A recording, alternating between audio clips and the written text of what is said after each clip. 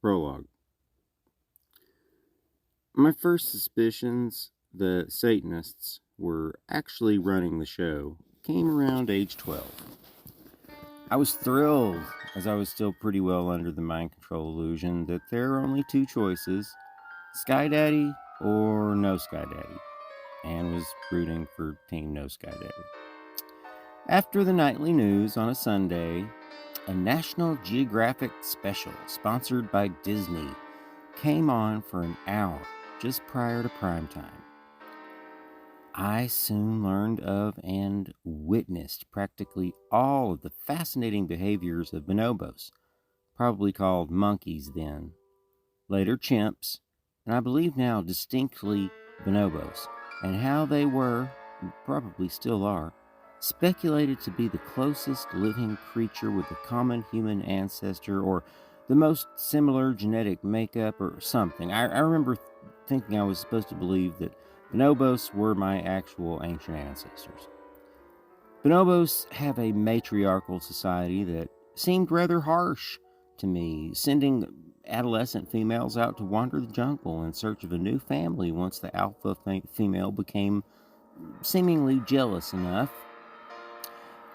They were also portrayed as generous and mindful of sharing resources. What stood out most spectacularly was how often they mutually masturbated, sexually caressed, dry humped, or briefly engaged in intercourse with any other tribe member, regardless of gender. If one bonobos was feeling depressed, or angry, or bored, or whatever, another bonobos was likely to come over and attempt to engage in amorous activity to cheer up or calm down or entertain the afflicted individual. For instance, when the matriarch of one tribe was growing jealous of one female adolescent, her number two lady, who had a particular fondness for the juvenile, tried dry humping her with some reach-around manual stimulation action to take her mind off the young, beautiful bonobos. But the bold, restless alpha sent the babe in the woods. This also helped keep the gene pool less inbred, where she eventually wandered upon another tribe who welcomed her after the leaders had sex with each other until some sort of agreement was reached. I was fascinated.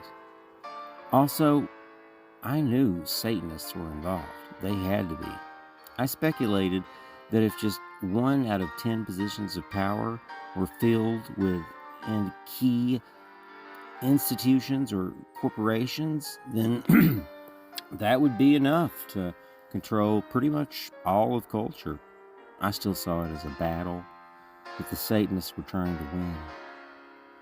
By the time I was 17 or so, I was beginning to think they might be winning, that they might be controlling even the Catholic Church.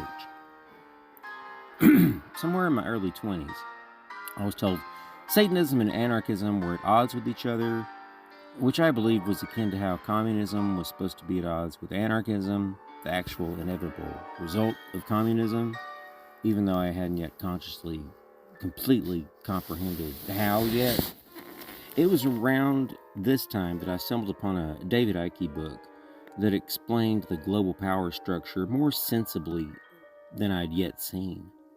The only suspect part was the reptilian, shape-shifting nature of Queen Elizabeth and Jimmy Carter. I figured he was disinfo because of that. I may have read another of his books or two and watched Zeitgeist and something else, but still was managing to remain mostly ignorant of the satanic domination of culture, largely due to my leftist programming, I believe. By the time I was in my early 30s, 2008, I had decided to dispel any suspicions I had about both the Republican and Democratic parties being aligned with the same agenda, which for a very brief time I tried to double think that Republicans were the sole satanic directors of, by typing Barack Hussein Obama Illuminati into Google to get no results, and that would prove to me that Obama was not bought. Instead, a video posted a few weeks earlier on my fucking birthday appeared with the exact 4 words I'd typed as its title. There began my descent into a rabbit hole to hell. In about 4 years, I downloaded and read, or at least visually scanned, most of an enormous occult collection of actual libraries of Masonry, Rosicrucianism, Scientology, Mormonism, Jehovah's Witnesses, esoteric Christianity, alchemy, Kabbalah, you name it. During the summer of 2012, I accidentally way overdosed on cannabis oil and found myself higher than I'd ever been. It's honestly a wonder I didn't get committed. I was still very fragile months later and still high, even though I'd quit using cannabis after the OD.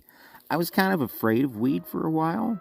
It would be many years, 6, before I began chugging tinctures. My perception of time remains distinctly relative after that. Not always expanded to infinity as it seemed initially and out of my control, but it's like being a little kid again. Every day stretches to the point that I'd have to check a device to know for certain right now which cult's god I'm supposed to be remembering today if I cared. Always knew there was a they running the show. I mean, always. For as long as I can remember thinking about the greater world outside my immediate family, I noticed that there were puppets I could see with masters I couldn't see, feeding them scripts with an agenda consciously unknown to me. I learned that the first time I watched TV news. Until I was nearly 20, I believed the Catholic Church and all its offshoots represented that they. And the Satanists were kind of like Robin Hood or something. Definitely the underdog. So, my concept of Satan changed over the years. I doubted that there was an actual dude underground from the beginning. By the time I was a teenager, Satan represented knowledge of the unfive sensible aspects of reality that weren't yet accepted by exoteric science like gravity. On that note, I'd like to share my personal opinion on the absurdity of flat earthers denying gravity. It's a desperate attempt to make their psyop somehow sound more plausible. Eventually, Satanism represented actively lying about the true nature of reality, and hence came my deduction that Satan equals the state and the worship of money. Luciferianism came to represent study of esoteric science, with dark Luciferianism denoting those with a satanic agenda of acquiring knowledge but concealing truth from others, and light Luciferianism referring to those seeking enlightenment for all of humanity.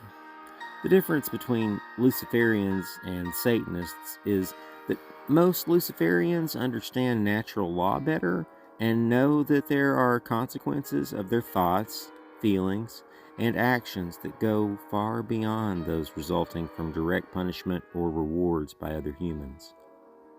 My concept of God changed too.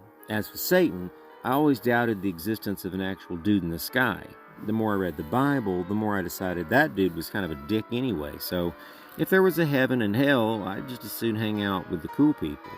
I figured I'd get used to the heat. Eventually, after 40 years of study, I came to realize God is all of consciousness, which includes every manifested aspect of reality in the universe, by realizing the truth of objective morality. Although it turned out to be more simple and potentially more complicated than I'd originally imagined. I didn't want to believe in objective morality, but who would? Also, I couldn't fathom how it could be possible. But a few months ago, I read an interpretation of natural law regarding moral behavior of human beings with this list: murder, assault, rape, trespass, theft, and coercion. He later added lying.